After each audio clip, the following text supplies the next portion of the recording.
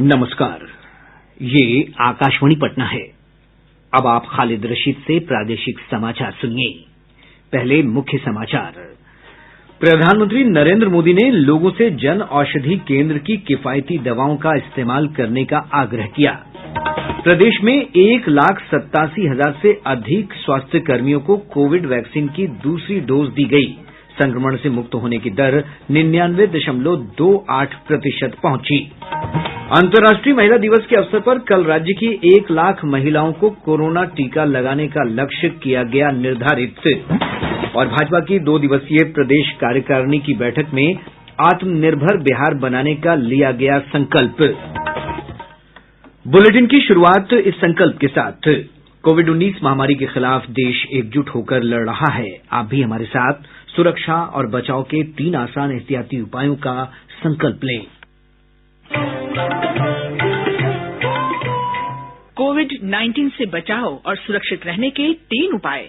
Mask लगाएं, 2 गज दूरी है जरूरी, सुरक्षित दूरी रखें, हाथ और मुंह साफ रखें। अब समाचार विस्तार से। प्रधानमंत्री नरेंद्र मोदी ने लोगों से जन औषधि केंद्रों की दवाओं का उपयोग करने का आग्रह किया है। जन औषधि दिवस समारोह को वीडियो कॉन्फ्रेंस के माध्यम से संबोधित करते हुए उन्होंने कहा कि भारतीय जन औषधि योजना से गरीबों को कम कीमत पर दवाएं मिलने से बड़ी राहत मिली है। श्री मोदी ने बताया कि इन केंद्रों के जरिए लोगों को अब तक 9,000 करोड़ रुपए की बचत हुई है। अब तक आप जैसे परिवारों का करीब 9,000 करोड़ रुपए से ज्यादा पैसा बच गया है, क्योंकि दवाइयां उनको बहुत कम पैसों में मिल गई और उसके कारण वो पहले दवाई लेते नहीं थे, अब दवाई ले रहे हैं। तो एक तो शरीर को भी लाभ हो गया, पैसे बच गए, तो परिवार को भी लाभ हो गया कि भाई चलो अब अच्छे काम के लिए, बच्चों की पढ़ाई के लिए हम पैसों का खर्च करेंगे। तो मुझे बहुत अच्छा लगा और आपसे मेरा यही आग्रह होगा कि जिनसे भी आप जानते हैं, पहचानते हैं, अगर उनको दवाइयां खानी पड़ रही है तो उनको जरूर बताइए कि आप ये जन औषधि केंद्र से दवाई लीजिए। लोग उसको मोदी की दवाई दुकान कहते हैं तो मोदी की दुकान से खरीदिए और जाकर के अपने पैसे भी बचाइए और दवाई लेने में कभी कोताही मत बरतिए। प्रधानमंत्री ने इस बात पर प्रसन्नता व्यक्त की कि जन औषधि योजना से लोगों को न सिर्फ इलाज कराने में मदद मिली है, बल्कि इससे नौजवानों के लिए रोजगार के अवसर भी पैदा हुए हैं। ये योजना गरीब और विशेष करके मध्यम वर्गीय परिवारों की बहुत बड़ी साथी बन रही है। ये योजना सेवा और रोजगार दोनों का माध्यम बन रही है। औषधि केंद्रों में सस्ती दवाई के साथ साथ युवाओं को आय के साधन भी मिल रहे हैं। विशेष रूप से हमारी बहनों को, हमारी बेटियों को जब सिर्फ 2.5 रुपये में सैनिटरी पैड्स उपलब्ध कराए जाते हैं तो इससे उनके स्वास्थ्य उस पर एक सकारात्मक असर पड़ता है। अब तक 11 करोड़ से ज्यादा सैनिटरी नैपकिन इन केंद्रों पर बिक चुके हैं। श्री मोदी ने बताया कि देश भर में 1,000 से अधिक जन औषधि केंद्र महिलाएं संचालित कर रही हैं। उन्होंने कहा कि स्वतंत्रता दिवस की 75वीं वर्षगांठ के अवसर पर 75 जिलों में जन औषधि केंद्र खोले जाएंगे। आजादी के 75 साल हमारे सामने महत्वपूर्ण अवसर है। क्या हम ये तय कर सकते हैं कि देश के कम से कम 25 जिले ऐसे होंगे जहां पर 75 से ज्यादा जन औषधि केंद्र होंगे और वे आने वाले कुछ ही समय में हम कर देंगे। आप देखिए कितना बड़ा फैलाव बढ़ता जाएगा। उसी प्रकार से उसका लाभ लेने वालों की संख्या का भी लक्ष्य तय करना चाहिए। अब एक भी जन औषधि केंद्र ऐसा न हो कि जिसमें आज जितने लोग आते हैं उसकी संख्या 2 गुनी 3 गुनी न हो। इन 2 चीजों को लेकर के हमने काम करना चाहिए। एक काम जितना जल्दी होगा देश के गरीबों को उतना ही लाभ होगा। श्री मोदी ने कहा कि कोविड टीकाकरण के मामले में भारत न केवल अपनी मदद कर रहा है, बल्कि दूसरे देशों की भी सहायता कर रहा है। कोरोना काल में दुनिया ने भी भारत की दवाओं की शक्ति को अनुभव किया। यही स्थिति हमारी वैक्सीन इंडस्ट्री की थी। भारत के पास अनेक बीमारियों की वैक्सीन बनाने की क्षमता थी। हमने इंडस्ट्री को प्रोत्साहित किया और आज भारत में बने टीके हमारे बच्चों को बचाने के काम आ रहे हैं। साथियों, देश को आज अपने वैज्ञानिकों पर गर्व है कि हमारे पास मेड इन इंडिया वैक्सीन अपने लिए भी है और दुनिया की मदद करने के लिए भी है। प्रदेश में 1,87,080 स्वास्थ्य कर्मियों को कोविड वैक्सीन की दूसरी डोज दी गई है। टीकाकरण अभियान शुरू होने के बाद से अब तक 8,33,682 लोगों को वैक्सीन लगाई जा चुकी है। स्वास्थ्य विभाग से प्राप्त जानकारी के अनुसार टीकाकरण के जारी दौर में 60 साल से अधिक उम्र के वरिष्ठ नागरिकों और अन्य बीमारियों से ग्रस्त 45 वर्ष से अधिक उम्र के लोगों की 2 श्रेणियों में 1,25,00,000 लोगों को वैक्सीन दी जाएगी। इस बीच राज्य में 2,60,849 रोगी कोविड संक्रमण से मुक्त हो चुके हैं। संक्रमण मुक्त होने की दर बढ़कर 99.28% हो गई है। भारत ने 2 करोड़ से अधिक कोविड टीके लगाकर टीकाकरण अभियान में महत्वपूर्ण कीर्तिमान स्थापित किया है। पिछले 24 घंटों में करीब 14,24,000 लोगों को टीके लगाए जाने के साथ ही देश में अब तक 2,09,22,000 लोगों के टीकाकरण का काम किया जा चुका है। इंडियन मेडिकल एसोसिएशन की महिला शाखा की अध्यक्ष डॉक्टर मोना देसाई ने कहा कि कोरोना महामारी के दौरान महिलाओं ने अनेक मोर्चों पर योगदान दिया है। औरतों को मल्टीटास्कर की तरह काम करना था। डोमेस्टिक हेल्प उस वक्त सब बंद हो गई थी, घर का भी काम करती थी और उसके साथ शी हैड टू वर्क। लेकिन मुझे याद नहीं है कि एक भी महिला डॉक्टर ने या कोई भी नर्स या हेल्थ वर्कर ने कभी भी किसी को भी कंप्लेन की हो और ये कहा हो कि प्लीज हमें लाइट ड्यूटीज दीजिए, हमें ये 12-12 घंटे की कोविड ड्यूटीज मत दो, हम क्वारंटाइन नहीं होंगे। और ये जो पीपीई किट पहन के हम लोग काम कर रहे थे, it was also very difficult for women. अंतर्राष्ट्रीय महिला दिवस के अवसर पर कल प्रदेश में 1 लाख महिलाओं को कोरोना टीका लगाने का लक्ष्य निर्धारित किया गया है। स्वास्थ्य मंत्री मंगल पांडेय ने कहा कि इस संबंध में सभी सिविल सर्जन को निर्देश भेज दिए गए हैं। उन्होंने कहा कि बुजुर्ग महिलाओं और गंभीर रोग से ग्रस्त 45 वर्ष से अधिक उम्र की महिलाओं को इसके अंतर्गत टीका दिया जाएगा। महिलाओं को टीकाकरण केंद्रों तक लाने के लिए विशेष व्यवस्था भी की जा रही है। स्वास्थ्य विभाग इस काम में जीविका दीदी, आंगनबाड़ी सहायिका और सेविकाओं की मदद लेगा।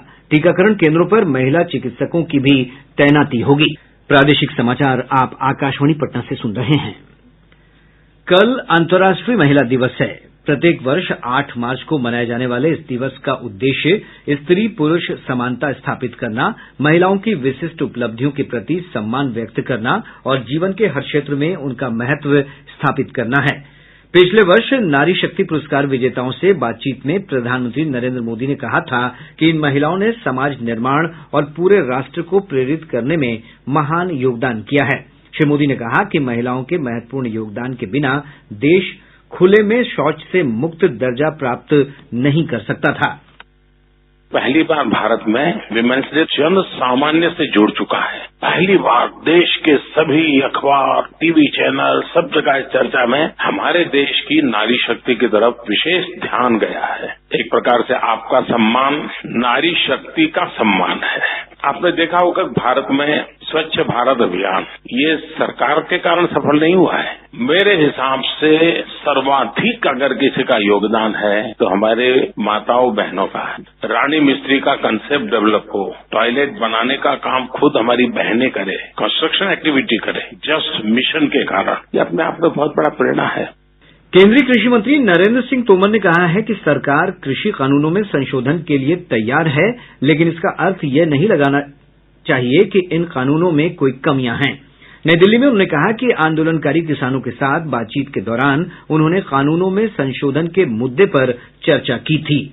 आप सबने ये भी देखा होगा कि मैंने किसानों से बातचीत भी की, किसानों को संशोधन के प्रस्ताव भी दिए, लेकिन उसके साथ साथ मैंने ये कहा कि अगर मैं किसी संशोधन के प्रस्ताव को आपके समक्ष रख रहा हूं तो इसका मायना ये नहीं लगाना चाहिए कृषि सुधार बिलों में किसी प्रकार की कमी है। मैं अगर ये प्रस्ताव दे रहा हूं तो सिर्फ इसलिए दे रहा हूं कि आपके आंदोलन का जो चेहरा है किसान का चेहरा बना हुआ है। किसान के प्रति भारत सरकार का, नरेंद्र मोदी जी के नेतृत्व का समर्पण है। किसान को प्राधान्य देने वाला यह सरकार है और इसलिए किसान का सम्मान रहे, ये हमारी प्राथमिकता है।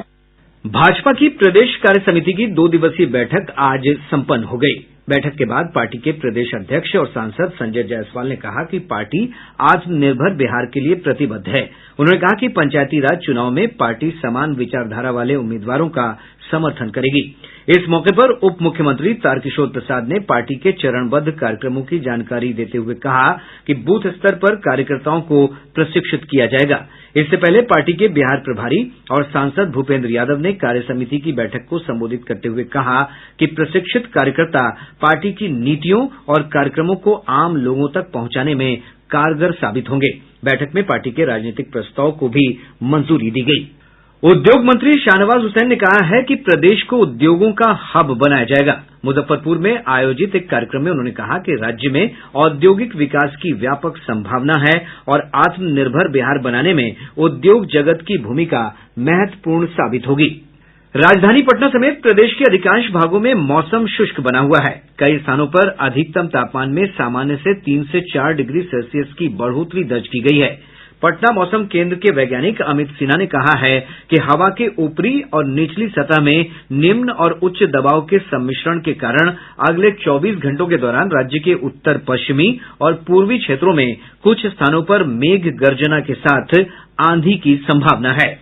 आज के प्राप्त सांख्यिकी मॉडल, मौसम वेधशालाओं एवं रडार के तस्वीरों से ज्ञात होता है कि वायुमंडल के निचली सतह पर हवा का प्रवाह पूर्वी एवं दक्षिण पूर्वी हो चुका है, परंतु इसकी गति काफी कम यानी 1 से 2 नॉट है, जिसके बारे में पहले ही संभावना व्यक्त की गई थी। हालांकि वायुमंडल के ऊपरी सतह पर पश्चिमी हवा बह रही है, जिसके निचले सतह के वायु के सम्मिश्रण से आने वाले 24 घंटों के दरमियान उत्तर पश्चिमी एवं पूर्वी बिहार के कुछ स्थानों पर मेघ गर्जन, आंधी आने का पूर्वानुमान है।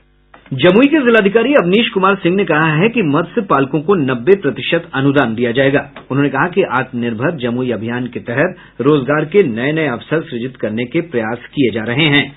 पूर्वी चंपारण के मोतिहारी सदर अस्पताल में जन औषधि दिवस के मौके पर आयोजित कार्यक्रम में विधि मंत्री प्रमोद कुमार ने कहा कि जन औषधि केंद्रों का लाभ आम लोगों तक पहुंच रहा है। उन्होंने कहा कि यह गरीब मरीजों के लिए जीवनदायी अभियान है। इधर कटिहार के सांसद दुलालचंद गोस्वामी ने सदर अस्पताल स्थित जन औषधि केंद्र की ओर से आयोजित मोटरसाइकिल जागरूकता रैली को रवाना किया। अररिया जिले के रानीगंज थाना क्षेत्र से पुलिस ने 214 लीटर शराब के साथ एक तस्कर को गिरफ्तार किया है। औरंगाबाद जिले के सिरिस स्थित कृषि विज्ञान केंद्र में 2 दिवसीय कृषि मेला सह प्रदर्शनी आज संपन्न हो गई। इस मौके पर जिला कृषि पदाधिकारी अश्विनी कुमार ने कहा कि किसानों को मौसम के अनुकूल कृषि के लिए प्रशिक्षित किया जाएगा। पश्चिम चंपारण जिला में कृषि क्षेत्र में महिलाओं की भूमिका बढ़ाने को लेकर अभियान चलाया जा रहा है। कटिहार के पुलिस अधीक्षक विकास कुमार ने कुर्सेला थाना के 2 पुलिसकर्मियों को कार्य में लापरवाही बरतने के आरोप में निलंबित कर दिया है। और अब अंत में मुख्य समाचार एक बार फिर। प्रधानमंत्री नरेंद्र मोदी ने लोगों से जन औषधि केंद्र की किफायती दवाओं का इस्तेमाल करने का आग्रह किया। प्रदेश में 1,87,000 से अधिक स्वास्थ्य कर्मियों को कोविड वैक्सीन की दूसरी डोज दी गई। संक्रमण से मुक्त होने की दर 99.28% पहुंची। अंतर्राष्ट्रीय महिला दिवस के अवसर पर कल राज्य की 1 लाख महिलाओं को कोरोना टीका लगाने का लक्ष्य किया गया निर्धारित। और भाजपा की 2 दिवसीय प्रदेश कार्यकारिणी की बैठक में आत्मनिर्भर बिहार बनाने का लिया गया संकल्प।